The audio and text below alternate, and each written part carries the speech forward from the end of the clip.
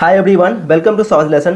তো এই ভিডিওতে আমরা ক্লাস 9-এর জানুয়ারি 2022 পার্ট 9-এর যে মডেল অ্যাক্টিভিটি টাস্ক দেওয়া হয়েছে সেখান থেকে ইংরেজি সাবজেক্টের উপর যে অ্যাক্টিভিটি টাস্ক দেওয়া হয়েছে তার উত্তরগুলি আমরা জেনে নেব। বাকি সাবজেক্টের অ্যাক্টিভিটি টাস্কের উত্তর আমরা পরপর আপলোড করতে থাকবো। তার জন্য চ্যানেলটিকে সাবস্ক্রাইব করে নিয়ে বেল আইকনের অল অপশানটিকে সিলেক্ট করে রাখবে পরবর্তী ভিডিওগুলো সবার আগে পাওয়ার জন্য। তো এটা হচ্ছে ক্লাস 9-এর জানুয়ারি 2022 পার্ট 9-এর মডেল অ্যাক্টিভিটি টাস্কের কোশ্চেন পেপার। এখন এই প্রত্যেকটি কোশ্চেনের উত্তর আমরা এক এক করে দেখে নেব। তো model activity task class 9 second language English second language full marks এখানে দেওয়া আছে 20, অর্থাৎ 20 নম্বরের অ্যাক্টিভিটি টাস্ক দেওয়া হয়েছে। তো প্রথমে আছে read the following passage and answer the questions that follow. এখানে একটি প্যাসেজ দেওয়া আছে, প্যাসেজটিকে পড়ে প্রশ্নগুলির উত্তর লিখতে হবে। তো প্যাসেজটি দেওয়া আছে লেসন 1 থেকে টেলস অফ ভোলা গ্র্যান্ডপা, সেখান থেকে প্যাসেজটিকে নেওয়া হয়েছে। প্যাসেজটি আমরা তাড়াতাড়ি পড়বো, তারপর প্রশ্নগুলির উত্তর আমরা দেখে নেব। I remember another funny incident about Bhola grandpa related by my father. আমার বাবার মুখ থেকে শোনা ভোলা দাদু সম্পর্কে আরেকটি মজার ঘটনা আমার মনে আছে।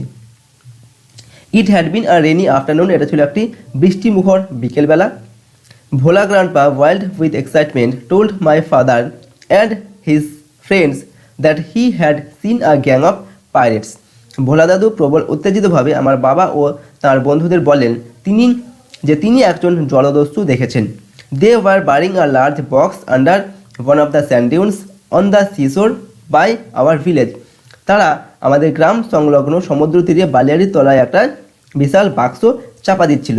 At once father and his friends started looking for the hidden treasure. সঙ্গে সঙ্গে বাবা ও তার বন্ধুরা সেই গুপ্তধন খুঁজতে শুরু করলেন।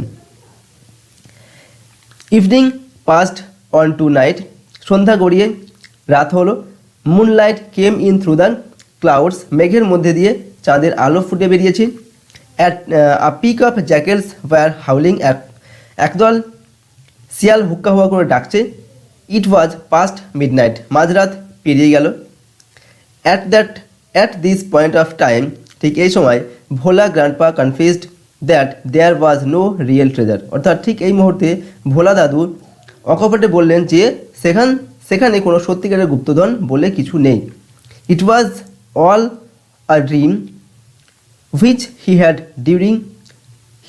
During his midday nap, অর্থাৎ এটা ছিল একটা স্বপ্ন যেটা সে দুপুরে ঘুমানোর সময় দেখেছিল। Once Bhola grandpa had a great adventure in the Sundarbans, একবার ভোলা দাদু গিয়েছিলেন সুন্দরবনে এক বিরাট অভিযানে। In those days royal Bengal tigers freely roamed the dense jungles of the Sundarbans, সেই সময় রয়্যাল বেঙ্গল টাইগার সুন্দরবনের গভীর জঙ্গলে অবাধে ঘুরে বেড়াতো। People to care to move about only in groups particularly after sundown, লোকেরা তাই দলবদ্ধভাবে চলাফেরা করার বিষয়ে বিশেষ সতর্ক ছিল, বিশেষ করে সূর্যাস্তের পরে। One evening Bhola grandpa was returning from the weekly market, একদিন সন্ধ্যাবেলায় ভোলা দাদু সাপ্তাহিক হাট সেরে ফিরছিলেন। Suddenly at a distance of about 5 years behind him he heard a growl of a royal Bengal tiger, তো হঠাৎ তার পিছনে প্রায় 5 গজ দূরত্বে তিনি শুনতে পেলেন রয়্যাল বেঙ্গল টাইগারের গর্জন। Bhola grandpa turned and found the bright gaze of the tiger on his face, Bhola দাদু পিছন ফিরে তাকাতেই দেখলেন ঠিক তার মুখের সামনে বাঘের স্পষ্ট স্থির দৃষ্টি। Bhola grandpa instantly climbed up a nearby banyan tree, Bhola দাদু সঙ্গে সঙ্গে দৌড়ে কাছাকাছি একটি বট গাছে উঠে পড়লেন। The tiger roared and circled the tree about 100 times, বাঘটি গর্জন করতে লাগলো এবং বট গাছের চারপাশে 100 বার চক্কর কাটতে লাগলো। Then it settle down under a bush without taking its eyes off him, তারপর একটা ঝোপের তলায় বাঘটি একটু স্থির হয়ে বসলো, কিন্তু ভোলা দাদুর থেকে একটুও চোখ সরালো না। With nightfall the forest গ্রিউ dark and silent, রাত্রি নামার সঙ্গে সঙ্গে জঙ্গল অন্ধকার ও নিস্তব্ধ হয়ে গেল।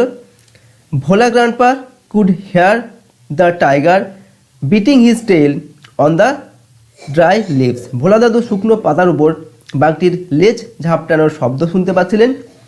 আওয়ার্স পাস্ট, ঘন্টার পর ঘন্টা কেটে গেল। তো এটা হচ্ছে প্যাসেজ। এরপর যে অ্যাক্টিভিটিগুলি দেওয়া আছে সেগুলোর উত্তর আমরা দেখে নেব। তো অ্যাক্টিভিটি 1 এখানে বলা হচ্ছে write the correct answers from the given alternatives. তো এখানে কিছু অল্টারনেটিভ দেওয়া আছে, যেটা সঠিক উত্তর সেটা বেছে নিতে হবে। 3টি প্রশ্ন দেওয়া আছে, 1 নম্বর করে মান দেওয়া হয়েছে, 3টির জন্য 3 নম্বর দেওয়া হয়েছে। তো 1 নম্বরে দেওয়া আছে Bhola grandpa had seen a gang of pirates. তো ভোলা গ্র্যান্ডপা সেই পাইরেট জলদস্যুর যে গ্রুপটা দেখেছিল, তো সেটা কোথায়? At the seashore, in the forest, at the river bank, না in the midday nap. তো আমরা উত্তর লিখবো Bhola grandpa had seen a gang of pirates, option D একটা সঠিক উত্তর হবে, in his midday nap, অর্থাৎ তার দুপুরবেলা যিনি ঘুমিয়েছিলেন সেই ঘুমের স্বপ্নের মধ্যে তিনি এটা দেখেছিলেন।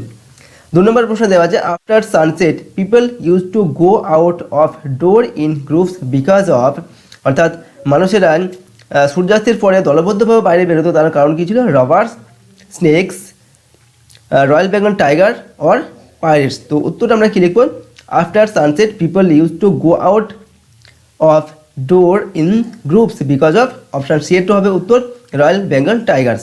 নেক্সট প্রশ্ন দেখব 3 নম্বরে, on seeing the tiger Bhola grandpa climbed up the, অর্থাৎ বাঘটিকে দেখিয়ে ভোলা গ্র্যান্ডপা কোথায় উঠেছিল? Neem tree, banyan tree, next হচ্ছে ম্যাঙ্গো ট্রি, না ব্যানানা ট্রি। তো আমরা উত্তরটা কী হবে? না on seeing the tiger Bhola grandpa climbed up the, option B এরটা হবে উত্তর, ব্যানিয়ান ট্রি, অর্থাৎ বট গাছে তিনি উঠে পড়েছিলেন বাঘটা দেখেই।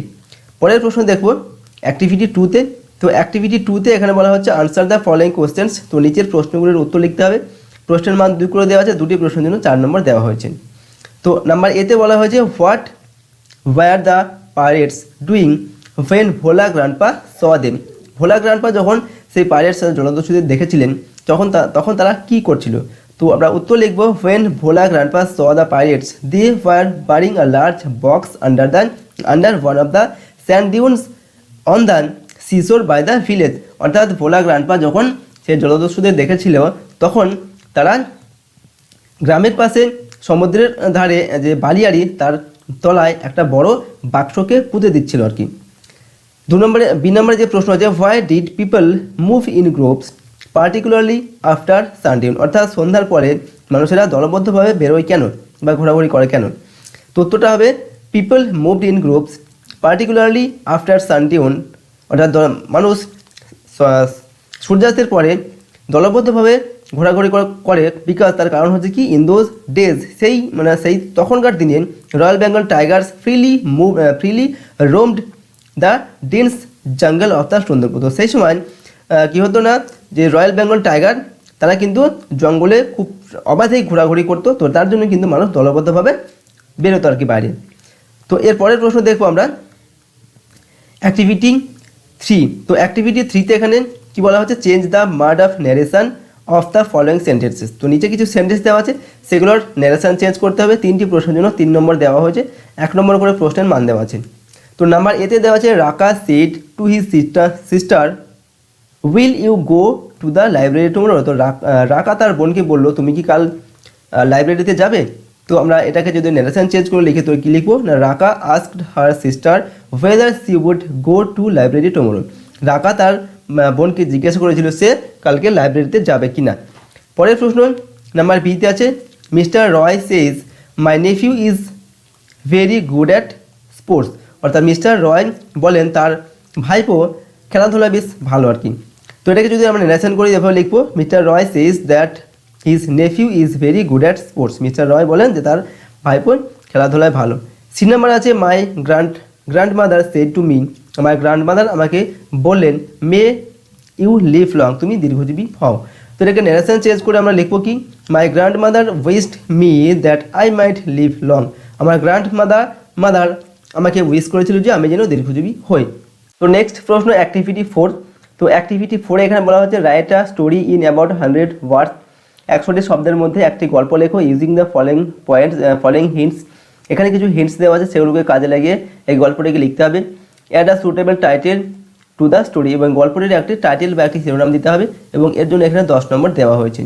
তো হিন্টসগুলো এখানে দেওয়া আছে আর্ট কম্পিটিশন, অর্থাৎ একটি আর্ট কম্পিটিশন বা একটা আঁকার একটা প্রতিযোগিতা। পার্টিসিপেন্টস ইনক্লুড 3 আর্টিস্ট, 3জন আর্টিস্ট এখানে অংশগ্রহণ করেছিল। One draw a bunch of flower, একজন এঁকেছিল কি একগুচ্ছ ফুল। আনাদার সাম ফ্রুইট, পরের জন এঁকেছিল কিছু ফল। থার্ড ড্র দ্য কার্টেন, তৃতীয় জন এঁকেছিল পর্দা। বিজ সিট অন দ্য ফ্লাওয়ার, মৌমাছিরা ফুলের ওপর এসে বসলো। Birds come to eat fruit, পাখি ফল খেতে আসলো। কার্টেন ডিসিভস দ্য জাজ, পর্দাটি কী করলো বিচারককে বোকা বানালো। Third artist win the prize, এবং তৃতীয় যে আর্টিস্ট সে পুরস্কারটা পেল। তো গল্পটির একটি টাইটেল আমরা দেবো থ্রি আর্টিস্ট, অর্থাৎ তিনজন আর্টিস্ট। ওকে, এরকম একটা টাইটেল দেবো। তারপর আমরা গল্পটিকে লিখব once there lived three artist of great fame in a big city, তিনজন বিখ্যাত আর্টিস্ট একটি শহরে থাকতো। They held a competition to decide who was the best artist among them, তাদের মধ্যে কে সব থেকে ভালো আর্টিস্ট এটা দেখার জন্য তারা একটি প্রতিযোগিতার আয়োজন করেছিল। There was a prize declared for the winner and the জাজ was also appointed for the purpose, অর্থাৎ বিজয়ের জন্য পুরস্কার ঘোষণা করা হয়েছিল এবং একজন বিচারককেও নিযুক্ত করা হয়েছিল এই কাজের জন্য। কম্পিটিশন স্টার্টেড, প্রতিযোগিতা শুরু হলো। One of the artist painted a bunch of flower, তাদের মধ্যে একজন আর্টিস্ট কী করেছিল একগুচ্ছ ফুল এঁকেছিল। Second of them painted some fruits, তো দ্বিতীয়জন কী করেছিল কিছু ফলের ছবি এঁকেছিল। And the last of them, এবং শেষের জন পেন্টেড আ কার্টেন, এবং তৃতীয়জন কী করেছিল একটা পর্দা এঁকেছিল। ডিউরিং দ্য অবজারভেশন দ্য জাজ found the flower was so natural that a bee sat on it for honey, অর্থাৎ পর্যবেক্ষণ করার সময় বিচারক দেখলো ফুলগুলি এতটাই সত্যিকার মনে হচ্ছিল যে তাতে মৌমাছি এসে বসেছিল মধু খাওয়ার জন্য। Fruit was also so natural that birds tried to eat it, অর্থাৎ ফলগুলিও এতটাই সত্যিকারের বলে মনে হচ্ছিল যে পাখিরা সেগুলিকে খাবার জন্য এসেছিল। দ্য জাজ প্রেজড অল দিস থিংস, বিচারক এই সমস্ত জিনিসগুলির প্রশংসা করলো। Then he went and saw the curtain, তারপর তিনি পর্দাটা দেখার জন্য গেলেন।